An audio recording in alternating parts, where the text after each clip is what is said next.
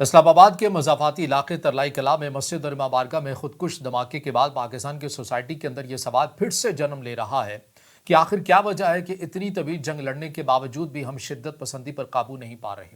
ایسی کون سی غلطی پاکستان سے ہوئی ہے؟ اگر غلطی ہوئی ہے تو اس کا ازالہ ابھی تک کیوں نہیں ہو سکا؟ پھر یہ بھی باتیں کیوں کی جا رہی ہیں کہ بھارت اور متحدہ عرب امارات بھی اس جنگ کی لپیٹ میں آ سکتے ہیں اور پاکستان نے بھی ایک اہم فیصلہ کر لیا ہے۔ یہ تمام تر وہ چیزیں ہیں جو کہ آج کے اس ولاگ کا حصہ ہوں گے۔ السلام علیکم، آج تاریخ ہے 8 فروری 2026 اور میں ہوں رضا عباس۔ آپ سے درخواست کی ویڈیو کو لائک اور چینل کو سبسکرائب ضرور کیجیے گا۔ میں موضوع سے یہاں سے وہاں بھٹک نہ جاؤں، اس لیے میں نے لکھ کر وہ تمام تر تفصیلات رکھ لی ہیں جو منوان میں نے آپ کے ساتھ شیئر کرنی ہے کہ ماضی میں پاکستان سے ایسی کون سی غلطی ہوئی ہے اور کیوں دیگر ممالک بھی اس جنگ کی لپیٹ میں آ سکتے ہیں اور پاکستان نے کیا فیصلہ کیا ہے۔ دیکھیے، آج کے اس ولاگ میں آپ کو ایک کہانی بتانا مقصد ہے، اور اس کہانی کے اندر محض پاکستان ہی کردار نہیں ہے بلکہ اور بھی ایسے بہت سے ممالک ہیں جو ایسی جنگیں انہیں لبھاتی ہیں اور اس باوجود اس کے لبھاتی ہیں کہ وہ جانتے ہیں کہ ایسی جنگوں کا جو نتیجہ ہوتا ہے وہ اچھے نہیں ہوتا، مگر بار بار وہ اس کی پریکٹس کرتے ہوئے بھی نظر آتے ہیں۔ چونکہ پاکستان اس کی نمایاں اگزامپل ہے،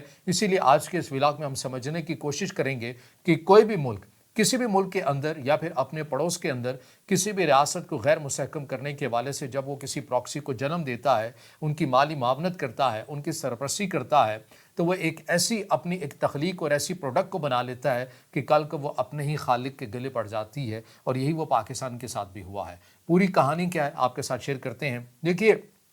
1980 کی دہائی میں امریکہ اور سعودی عرب کی خواہش پر عمل کرتے ہوئے پاکستانی ریاست نے افغانستان پر قابض سوویت افواج کے خلاف لڑنے کے لیے مختلف اسلام پسند افغان گروہوں کو بھرتی کیا، انہیں تربیت دی اور اسلحہ فراہم کیا۔ 1989 میں جب سوویت افواج افغانستان سے نکل جاتی ہیں تو یہ کامیاب پراکسی اقتدار میں شراکت کے کسی معاہدے پر متفق نہیں ہو سکتی ہیں اور پھر آپس میں لڑنے لگ جاتی ہیں۔ یعنی ایک کہتا ہے کہ مجھے اقتدار زیادہ ملنا چاہیے، دوسرا کہتا ہے کہ نہیں مجھے ملنا چاہیے، تو اس کا نتیجہ یہ ہوتا ہے کہ یہ آپس میں لڑنے لگ جاتے ہیں۔ اب پاکستان کو یہ خطرہ لاحق ہو جاتا ہے کہ بھئی ہم نے تو اتنی انویسٹمنٹ کی ہے، عالمی طاقتیں بھی اس کے اندر انوالو ہیں، اور اس کا مطلب یہ تھا کہ اپنے خطے کے اندر اپنے ایک اثر اور رسوخ کو قائم رکھنا ہے، کیونکہ انڈین سائیڈ سے تو ہمیں پریشانی ہے، تو لہٰذا ہم یہ نہیں چاہتے کہ افغانستان بارڈر سے بھی ہمیں پریشانی ہو، تو اس لیے کوئی ایسا ہونا چاہیے جو پاکستان کے مفادات کا تحفظ کرے افغانستان کے اندر بیٹھ کر۔ تو ان تمام چیزوں کو دیکھتے ہوئے ایک نئے گروہ کو جنم دینے کی باتیں کی جاتی ہیں جسے دنیا آج طالبان کے نام سے جانتی ہے۔ طالبان نے حریف گروہوں کو شکست دی اور 1996 تک افغانستان میں ایک سخت گیر اسلامی حکومت کا قیام جو ہے وہ کر دیا۔ اس وقت پاکستان کی ریاست کو یہ لگا کہ اس نے اپنے جغرافیائی اور تصویراتی مفادات کے مطابق ایک حکومت کھڑی کر لی ہے، لیکن اصل مسئلہ تو وہیں سے شروع ہو جاتا ہے۔ ایک دہائی تک نوجوانوں کو بھرتی کرنے، ذہنی تربیت دینے اور گریلا جنگ سکھانے کا عمل بالآخر خود پاکستان کے لیے خطرہ بن جاتا ہے۔ یہی پراکسی جنگجو بعد میں پاکستان کی ریاست کے خلاف کھڑے ہو جاتے ہیں۔ تحریک طالبان پاکستان جیسے گروہ اسی سے وجود میں آتے ہیں جنہوں نے شریعت کے نفاذ اور ایک گریٹر افغانستان کا مطالبہ کر دیا، جس میں پاکستان کے پشتون اکثریتی علاقے بھی شامل تھے، اور یہ کہانی صرف پاکستان تک محدود نہیں ہوتی۔ میں یہ جتنی بھی باتیں آپ کے سامنے بیان کر رہا ہوں، ایسا نہیں ہے کہ کوئی میں کہیں سے گھڑ کر لے کر آیا، بلکہ یہ وہ تمام تر ڈاکومنٹس فیکٹس ہیں جو پاکستان کے مختلف جو فیصلہ ساز بھی رہے ہیں، اہم عہدوں کے پر رہے ہیں، وہ اس بات کا اعتراف کرتے ہیں۔ آپ زیادہ دور نہ جائیے، خود پاکستان کے موجودہ جو وزیر دفاع ہے، کیا انہوں نے پاکستان انڈیا وار کے دوران اسکائی نیوز کے اندر بیٹھ کر یہ آن نہیں کیا تھا کہ جی ہاں ہم نے عالمی طاقتوں کے کہنے کے اوپر افغانستان کے اندر ایسا جو سیٹ اپ ہے وہ کیا تھا؟ تو جب وہ سیٹ اپ کر لیا، جب وہ پروڈکٹ بنا لی، آج وہ اپنے لیے وبال جان بن گئی۔ اور میں پھر کہہ رہا ہوں، یہ اکیلا پاکستان ایسی جنگوں کے اندر نہیں ہے، بلکہ اور بھی بہت سے ایسے ممالک آتے ہیں۔ دیکھیے، افغان جہاد سے لے کر مشرق وسطیٰ کی فرقہ وارانہ تنظیموں تک، افریقہ سے لے کر بلوچستان تک، جدید تاریخ ایسی مثالوں سے بھری پڑی ہے جہاں ریاستوں نے پرتشدد پراکسی بنائے اور وہی پراکسی بعد میں خود ان کے لیے وجودی خطرہ بھی بن گئے، جیسا کہ آج کل ہم پاکستان کے اندر دیکھ بھی رہے ہیں۔ اور اگلے 2 اشروں میں ہم نے یہ بھی دیکھا کہ سابقہ پراکسیز اور ان کے مقامی اتحادیوں نے پاکستان بھر میں خوریز حملوں کا سلسلہ شروع کیا، اور جب تک ریاست کو یہ سمجھ میں آتا کہ ہماری جو پالیسی 1980 کے اندر تھی وہ غلط تھی، تب تک پاکستان 80,000 یا پھر اس سے زائد کی جو شہادتیں ہیں، جو زندگیاں ہیں، وہ اس جنگ کی نظر کر چکا ہوتا ہے، جس کے اندر بڑی تعداد کے اندر افواج پاکستان شامل ہوتی ہے، پاکستان کی پولیس شامل ہوتی ہے، پاکستان کی بڑی تعداد کے اندر عوام شامل ہوتی ہے، مرد و خواتین اور بچے اس جنگ کی نظر ہو جاتے ہیں۔ پھر اس کے بعد ہم یہ دیکھتے ہیں चूँकि ये जितनी भी जो तंज़ीमें होती हैं, इनके अपने मकासद भी होते हैं। वो क्या मकासद होते हैं और उनके ऊपर जो इन तमाम चीज़ों के ऊपर अबूर रखने वाले आलमी सतह के ऊपर जो सहाफ़ी हैं, जो एक समाज की नब्ज़ को जानते हैं, वो इसके ऊपर क्या लिखते रहें, क्या लिखते रहें अपनी किताबों के अंदर, वो चीज़ें भी मैंने आपके साथ रखनी है। कि यानी ये देखिए कि इसके अंदर एक किताब लिखी गई थी, ये फवास जॉर्जियस हैं, इन्होंने किताब लिखी थी आईएसआईएस हिस्ट्री, यानी जो बदनाम ज़माना तंजीम है उसके ऊपर किताब लिखी थी। ये कहते हैं कि मैंने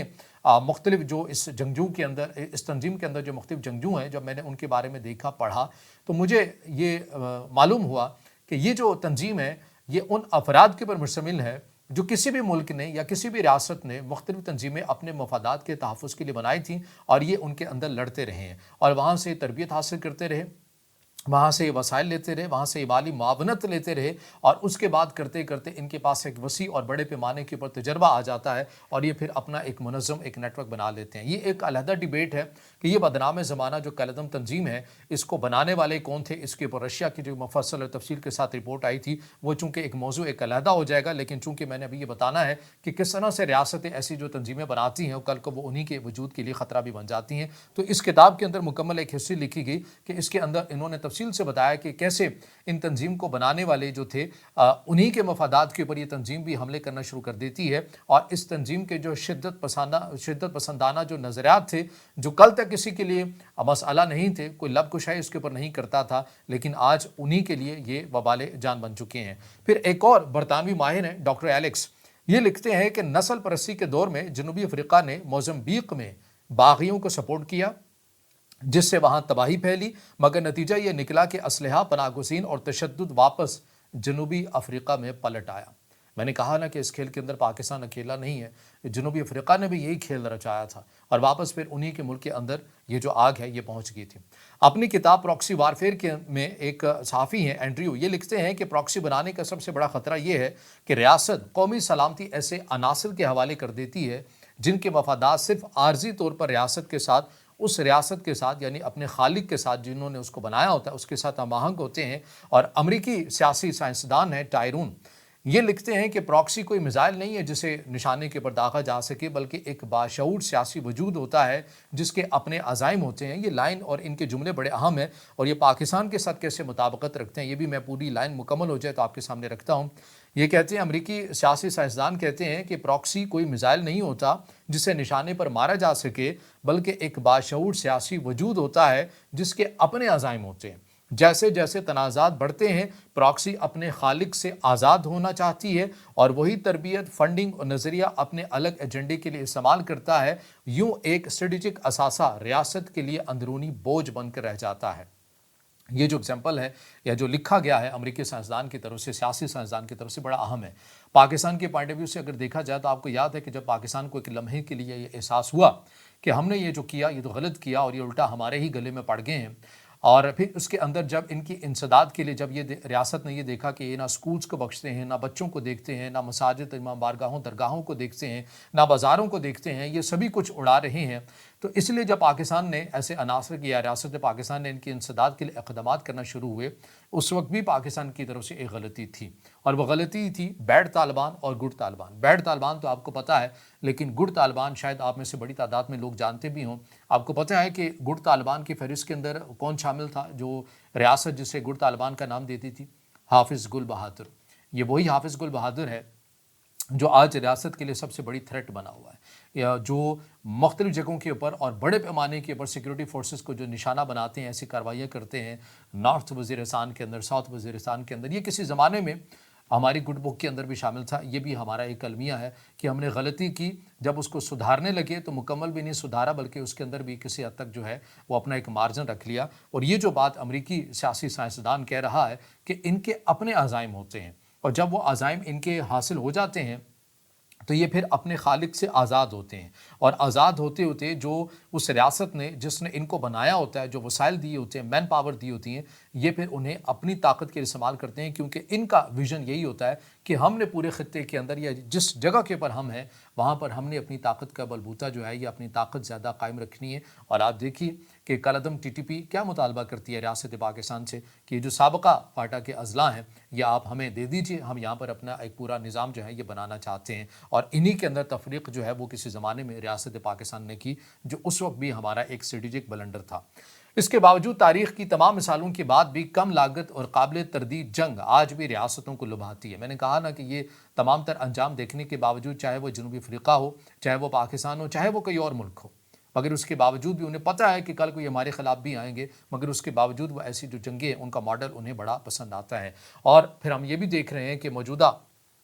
सिनेरियो में अगर हम भारत की बात करते हैं तो कलअदम बीएलए को और कलअदम टीटीपी को बड़े पैमाने के ऊपर फंड भी कर रहे हैं आजकल, ठीक है। और पाकिस्तान बार बार ये इल्ज़ाम भी लगाता है, दावा भी करता है, तमाम तर सबूत भी पाकिस्तानी हुकाम जो हैं वो रखते हैं कि कैसे कलअदम बीएलए और कलअदम टीटीपी बैरूनी क़व्वतों की आलाकार बनकर पाकिस्तान की रियासत को गैर मुस्तहकम करते हैं। तो माजी के अंदर जो पाकिस्तान से गलती हुई आज वही भारत करता है। मकसद क्या है कि पाकिस्तान की रियासत को गैर मुस्तहकम किया जाए। और ऐसा ही काम मुत्तहिदा अरब अमारात भी करता है, लिबिया के अंदर करता है, यमन के अंदर करता है, सूडान के अंदर भी करता है, और किसी तीसरी क़ुव्वत के ज़रिए अपनी ताकत को हासिल करना चाहता है। तो तमाम तर जो चीज़ें हैं कि भारत और मुत्तहिदा अरब अमारात भी उसी नक्श कदम के ऊपर चलते हुए नज़र आ रहे हैं जो बहुत पहले यानी कि 1980 की दहाई के अंदर पाकिस्तान से गलती हुई और जिसका खुमियाजा आज तक पाकिस्तान भुगत भी रहा है। और अब उसी खेल के अंदर भारत और मुत्तहिदा अरब अमारात भी आ रहे हैं और ये जानते हुए भी आ रहे हैं कि ऐसी जंगों के, ऐसी फंडिंग के, ऐसे वसाइल का कोई हासिल हसूल नहीं होता, क्योंकि आज नहीं तो कल इस जंग के जो शोले हैं इन्होंने आपके दरवाजे तक, आपकी दहलीज तक भी पहुँचना है।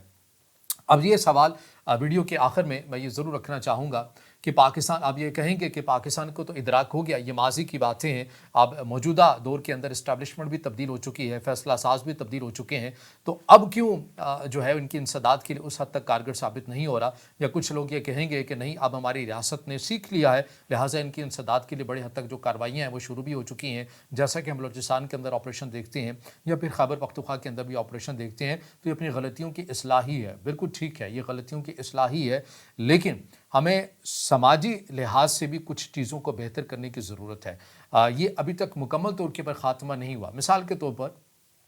हाल ही में जो अफसोसनाक वाक़या हुआ इस्लामाबाद के मज़ाफ़ाती इलाके तरलाई कला में मस्जिद बारगाह खदीजतुल कुबरा के अंदर, इसमें जब मुख्तलिफ सोशल मीडिया प्लेटफॉर्म के अंदर ये अफसोसनाक जब खबर दी गई ना, लोगों की चीख पुकार, आहो पुकार जब दिखाई गई, खबरों का हिस्सा बनी, तो सोशल मीडिया पेजेस के अंदर मैं कुछ लोगों के कमेंट्स और रिएक्शन भी देख रहा था कि बाज़ बड़ी तादाद के अंदर जो लोग हैं, मतलब पाकिस्तान के मेन स्ट्रीम मीडिया जियो न्यूज़ ने इसी वाक़े से मुतालिक खबर शाया की हुई थी, तो उसमें तकरीबन उस वक्त मैंने देखा कि 21 से 22 लोग ऐसे थे जिन्होंने इस अफसोसनाक और अलमनाक खबर के ऊपर कहके मारे हुए थे और नीचे जो कमेंट हैं वो खुशी का इजहार किया हुआ था। ये कोई इंडियन नहीं थे, ये कोई और मुल्क की बासी नहीं थी, आपकी अपनी सोसाइटी के अंदर ऐसे जो बारूद हैं, ऐसे नज़रियात रखने वाले जो अफराद हैं, ये मौजूद हैं। ये इनको नज़रियात कौन देता है?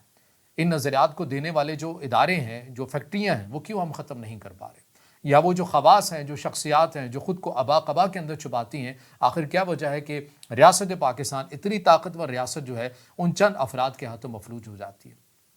हमें तो देखना है ना कि अगर हमने सही मानों में अपनी गलती का अजाला करना है तो सबसे पहले ये जो माइंड सेट है, ये जो नज़रियात है एक दूसरे से नफ़रत का, इसको ख़त्म करना है। और इसको ख़त्म करने के लिए एक ज़ाहिरी तौर के ऊपर जो दहशतगर्द, जो अमन दुश्मन आ रहा है, हम उसको मार के किसी हद तक अपना टारगेट तो हासिल कर लेंगे, लेकिन असल और पूरा वसी जो टारगेट है वो तभी हम हासिल कर सकेंगे जो ऐसे नज़रियात का प्रचार करते हैं, जो हमारी सोसाइटी के अंदर रहते हैं, जो अपने अलावा किसी को मुसलमान नहीं मानते हैं, जो अपने अलावा किसी को अमन पसंद नहीं मानते हैं, और किसी के अफसोसनाक ऐसे जो वाक़या हो जाए या किसी के घर से जनाजा उठे तो खुशी मनाते हैं और फिर फ़ख्रिया अंदाज से भी कहते हैं कि बिल्कुल कामयाब हमला हुआ। तो ये ऐसी सोसाइटी के अंदर अगर आप और कुछ भी ना करें तो जिन आईडीज़ से वो कमेंट्स आते हैं आप उन्हीं को ट्रेस करके उन तक पहुँच जाइए, ठीक है। तो ये ऐसी तमाम तर चीज़ें हैं कि जहाँ पर हम अपनी सरहदों की हिफाजत बड़ी ताकतवराना अंदाज में करते हैं, हम ऑपरेशन भी कर रहे हैं, तो वहाँ पर नज़रियाती तौर के ऊपर भी ऐसे नेटवर्क को ख़त्म करना पड़ेगा। हम ज़ाहिरी तौर के ऊपर दहशतगर्दों को ख़त्म कर रहे हैं,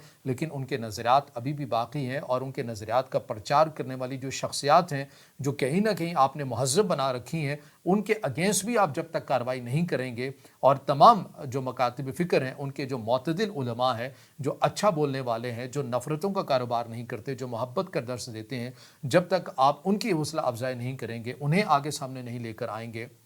चाहे उसका ताल्लुक किसी भी फ़िरके से है, चाहे वो अहले हदीस है, चाहे वो देवबंद है, चाहे वो बरेलवी है, चाहे वो मकतब तशय्युअ है, इन तमाम मकातिब फ़िक्र के जो मुअतदिल शख्सियात हैं, जब तक आप उनकी हौसला अफ़ज़ाई नहीं करेंगे, तो ऐसे ही नफ़रतों का जो बाज़ार है वो गर्म होता रहेगा और आप जब चाहें जितने मर्ज़ी ऑपरेशन कर लें, आप सही मानों में इनकी बुनियाद नहीं ख़त्म कर सकेंगे। तो ये वो चीज़ें हैं, ये वो गलती है जिसका अज़ाला हमें सही मानों में करना है और यही उस सवाल का जवाब है कि आखिर इतनी तवील जंग लड़ने के बावजूद भी हम शिद्दत पसंदी का ख़ात्मा अपने समाज से, अपनी सोसाइटी से क्यों नहीं कर पा रहे हैं। अगर आप मेरे इस तज्ज़िये से मुत्तफ़िक़ हैं तो ज़रूर कमेंट में भी इज़हार ख़याल कीजिएगा। अगर आप मुझसे कोई अलहदा लाइन रहें तो ज़रूर आप अपनी राय के अंदर आज़ाद हैं, जो कि मेरे लिए काबिल एहतराम है। अगर आपको वीडियो पसंद आए तो फिर इसे ज़रूर अपने दोस्तों तक भी ज़्यादा से ज़्यादा शेयर कीजिएगा और इस चैनल को ज़्यादा से ज़्यादा सब्सक्राइब भी।